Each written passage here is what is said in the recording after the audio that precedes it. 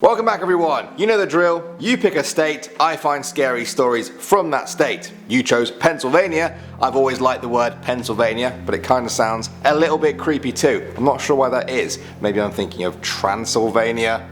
Maybe not, I don't know. Either way, let's get into this one if you're ready. My name is Danny Burke and this is the top 10 scary Pennsylvania urban legends. Starting off at number 10 now, we have the City Tavern. The City Tavern was constructed in Philadelphia in 1773. It was one of the grandest buildings in America at that time. In the century since, locals have lost count of how many stories are attached to the building. It's seen wars, death and tragedies, seemingly soaking up into the energy of that building forever. One story tells of a waiter who died in a duel there in 1790. The aftermath was horrific. His bloody apparition is sometimes seen falling to the ground in the tavern. He also moves tables and silverware around. In another tale, a bride-to-be was preparing in the tavern for her ceremony. During all the preparation, nobody noticed a candle had set fire to a curtain. The flame turned into a fire that quickly engulfed the room and then the whole building. The young woman died in the fire, which also badly damaged the structure. Even today, visitors say her blurry white apparition is still dressed in her wedding gown and can be seen on nights with full moons. Next up at number 9 now, we have the WILDWOOD Cemetery. They say that there are two sides to this cemetery, a light side and a dark side, split right down the middle. When night comes, which side is which becomes very clear. On the light side, it's said that you can see fairies. Yeah, actual fairies. They won't harm you at all. On the bad side though, things are very bad. People have reported seeing hellish creatures. A famous one is the shrieking banshee, who won't stop wailing until you leave the cemetery. Some have reported hearing voices and banging coming from tombs which were sealed a long time ago. There's a statue there that's said to cry and change positions at night. There's also a large mausoleum designed by a fireman who was so scared of being buried alive when he died in case he came back to life, he designed it so that it could be opened from the inside but not the outside. Well, locals have reported seeing it open and close, and I think you know what they're thinking. Moving on to number 8 now, we have the Goblin of EASTON. This is a well-known Pennsylvanian ghost story. This is a retelling by S.E. Schlosser from AmericanFolklore.net. There was once a monk at the mission who loved money and power more than he loved God. He would hear the confession of the good folk who attended the mission and then would blackmail them into giving him gold and silver to keep their darkest secrets. He turned away a wayward sinner's feet towards the fires of hell rather than the gates of heaven, encouraging their crimes in secret while he reviled them in public.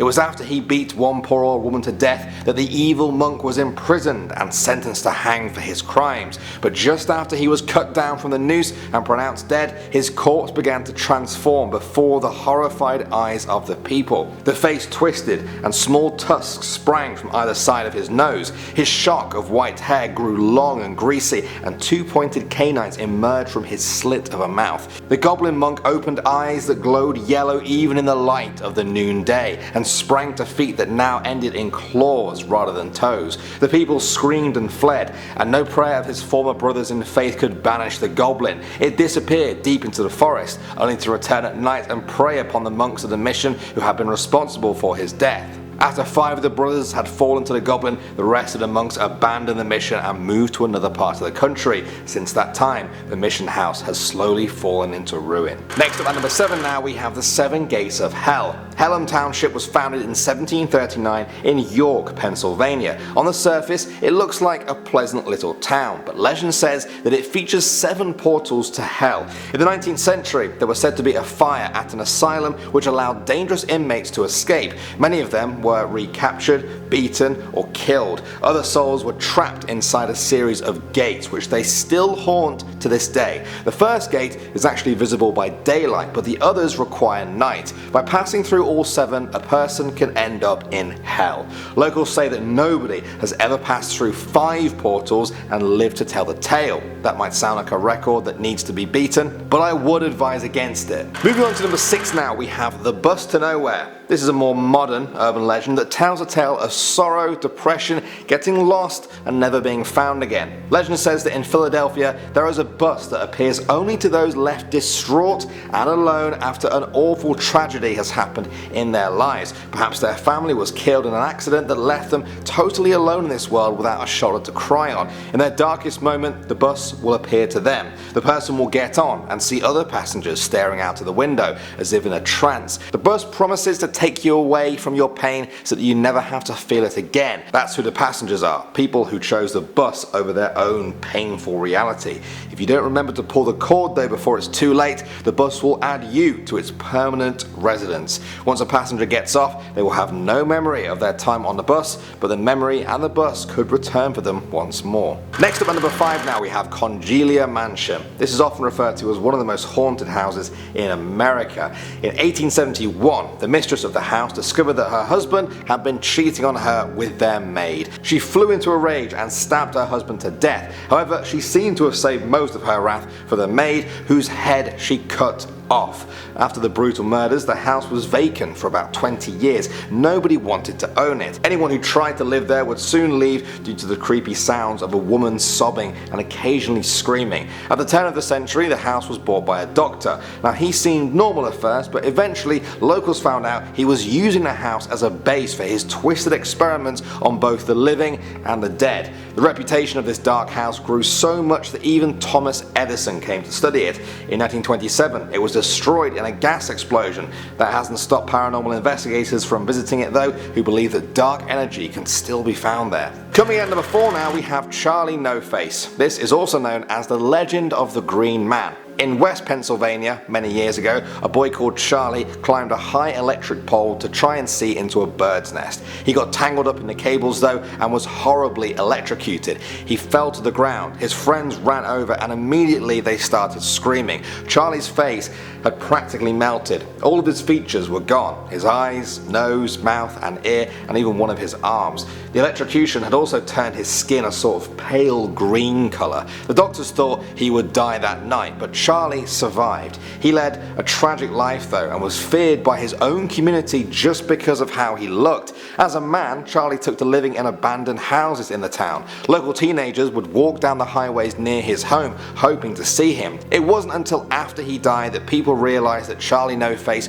was partially based on the true story of Ray Robinson. I suggest googling that name if you want to find out more. Next up at number 3 now we have the Storm Hag. Now according to legend, a demon lives close to Presque Isle Peninsula and she's called the Storm Hag. She is hideous with yellow eyes that shine in the dark like a cat, pale green skin and sharp pointed teeth which she uses to peel the skin off her victims. The teeth are also green, giving her a less commonly used name of Jenny Greenteeth. That name fell out of use some years later. Her hands have long pointed nails like talons that have a poison which she uses to paralyze a poor soul with one small prick. Escape is impossible for her victims due to her long, strong arms which wrap around them. Legend says that before a siren like an attack, she sings a song over the waves which only a few have survived to retell. Come into the water, love, she sings, dance beneath the waves, where dwell the bones of sailor lads inside my saffron caves. Coming at number 2 now we have Blue Mist Road. That's the name given to Irwin Road in Gibsonia. Locals say that on most nights you can find a deep blue mist that washes over the path. It was originally a dirt trail from the 1800s and even to this day it's still not been paved. There are ruins of houses along this road. One of them was said to be owned by a witch who would open portals to dark dimensions on a daily basis. It's also said that the KKK had bases around there, using it for lynchings and rituals. This only added to the evil vibe of the place. According to legend, if a person drives up the dirt part of the road which is blocked off and honks their horn 3 times, they can summon the spirits of the dead,